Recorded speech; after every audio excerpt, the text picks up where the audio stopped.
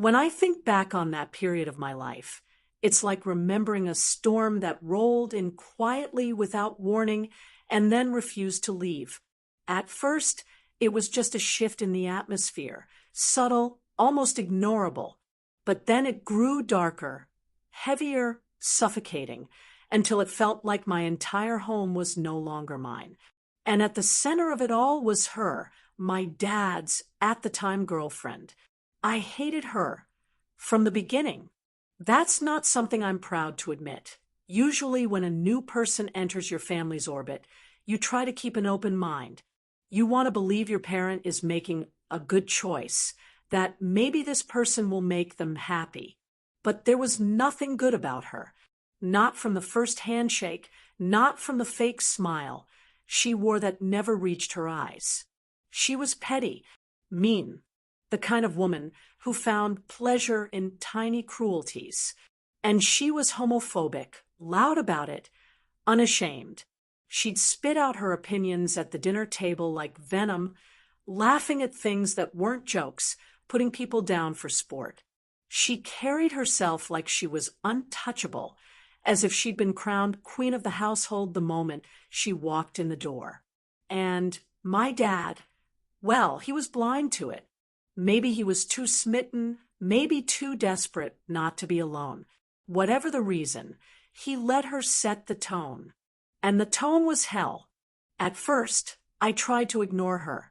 I told myself she'd be temporary, like a bad cold that would eventually pass. But as weeks stretched into months, it became clear she wasn't going anywhere. Her clothes began appearing in our laundry room. Her perfume started to linger in the hallway. Her voice carried through every room like it belonged there. She claimed spaces, claimed routines, claimed my father. And with each claim, I felt my life shrink a little smaller. Her cruelty wasn't always loud. Sometimes it was subtle, a comment muttered under her breath when I walked into the room, an exaggerated sigh when I spoke, a roll of her eyes when I existed in her space. But sometimes it was sharp, undeniable. She'd criticize me openly, mock my friends, question my choices. And she always made sure my dad wasn't around to hear the worst of it. That was her real power, manipulation. To him, she was sweet, supportive, maybe even charming. But to me, she was a constant reminder that not all villains wear masks. Some smile with perfect teeth, while they twist the knife into you. And so I lived in that storm, waiting for it to pass, waiting for her to reveal herself to my dad the way she had to me. But it never happened. Instead, it only got worse. If cruelty were a sport, she'd have been an Olympian. Every day she seemed to find new ways to needle me, to remind me that in her eyes, I wasn't good enough, wasn't worthy of respect. She'd scoff at the music I listened to, mock my clothes, question my lifestyle with a sneer that left no doubt about her homophobia. She made it clear she thought there was something wrong with me, that I was defective, broken, and the way she said it, the casual cruelty, made it sting even worse. One night, we were sitting at the dinner table. My dad was there, happily eating, oblivious.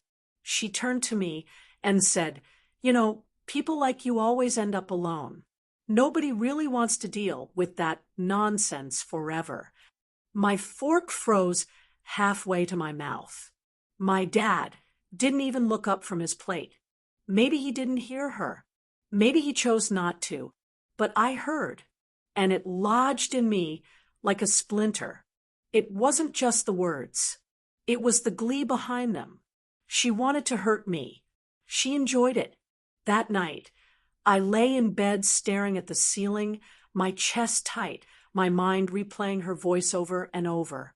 Something inside me broke. Not a snap. Exactly.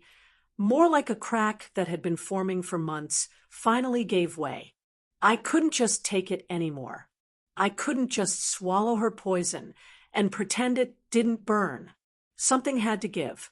The more I thought about it, the more I realized she had a weakness. She wasn't just cruel, she was vain, obsessed with her appearance, with her things. She'd spend hours in front of the mirror, hours digging through her purse, reapplying makeup, touching up lipstick that didn't need touching. That purse was her world, her cosmetics, her wallet, her identity. She'd never go anywhere without it. And that's when the thought struck me. Dark, petty, reckless. But it rooted itself in my mind and wouldn't let go. What if that purse, that symbol of her vanity, her power, simply ceased to exist the way she wanted it to? What if it became a pile of melted, unusable junk?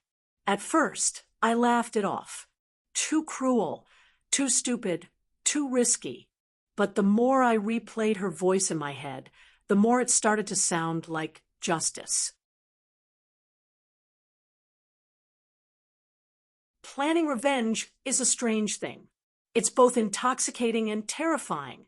There's this rush, this sense of finally taking control, of finally turning the tables. But there's also fear, the knowledge that if you're caught, the consequences could be dire. I started small. I tested boundaries. One night when she left her purse on the kitchen counter, I unzipped it just a little, peeking inside. Makeup, lipsticks, foundations, powders, a small fortune's worth. The sight of it made me smirk. This was her lifeline. I imagined it ruined. I imagined her face crumpling when she realized her prized possessions were destroyed. That fantasy carried me for days. Every time she sneered at me, every time she made a comment meant to cut, I thought about that purse, about what I could do to it. The microwave idea didn't come immediately. At first, I just thought of dumping everything into the trash or maybe into the toilet. But then it hit me, the microwave. It wasn't just destruction. It was spectacle, a violent, irreversible transformation. Once that purse and its contents went in, there'd be no saving them. So I waited. I watched. I bided my time like a hunter stalking prey. And one night, the opportunity came. She'd left the purse on the counter again, the same careless confidence she always carried. My dad was out in the garage. She was upstairs. The house was quiet. My heart pounded as I stood in the kitchen, staring at it. I knew if I was going to do it, this was the moment. I don't think I've ever felt adrenaline like I did that night. My hands shook as I picked up the purse, heavy in my grip. The leather smelled expensive, rich. I carried it to the microwave like it was an offering to some dark god. I set it inside, closed the door, and for a moment, I just stood there breathing hard. Then I pressed start. At first, nothing happened. Just the hum of the machine, the slow rotation of the plate. Then the smell hit, acrid, chemical, unmistakable. The sound followed. Pops, crackles, the faint hiss of melting plastic. I watched through the little window as her makeup containers burst, foundations bubbling, lipsticks collapsing into sludge. The purse itself began to warp, its structure sagging, its once pristine form turning grotesque. The smell grew unbearable, filling the kitchen, seeping into my clothes. My eyes watered, but I couldn't look away. It was like watching years of cruelty and venom burn away, reduced to nothing but smoke and ruin. When I finally stopped the microwave and pulled open the door, I was hit with a wave of heat and stench. The purse was unrecognizable, a melted, oozing mess. Her vanity, her lifeline, obliterated. I should have felt guilt. I should have felt fear. And maybe, deep down, I did. But more than anything, I felt satisfaction. Pure, unfiltered satisfaction. The discovery was everything I'd imagined and more. Her scream echoed through the house, high-pitched, furious, disbelieving. She stormed into the kitchen, holding the ruined remains in her hands, her face twisted in rage. She demanded answers, accused me outright. I denied it, of course. Played innocent. My dad rushed in, confused, trying to calm her down. But there was no calming her. She was unhinged, screeching about sabotage, about cruelty. For once, though, her mask slipped in front of my dad. He saw her fury, her ugliness, the venom she usually saved for me alone. And something shifted. He didn't accuse me. He didn't defend her the way I expected. Instead, he looked at her like he was seeing her for the first time. The purse incident didn't end the relationship immediately, but it planted a seed of doubt in my dad's mind, a seed that grew as her mask continued to slip. Eventually, she was gone, packed up, moved out, vanished from our lives. And I was left with the memory of that night, of the smell, the sound, the satisfaction. Was it petty? Absolutely. Was it cruel? Without a doubt. But in that moment, it felt like reclaiming power. It felt like reminding her that I wasn't powerless, that I could fight back in my own way. And maybe, just maybe, it was the first crack that led to her downfall. I don't regret it. Not really. Sometimes revenge doesn't have to be noble or grand. Sometimes it just has to feel good. And God, it felt good.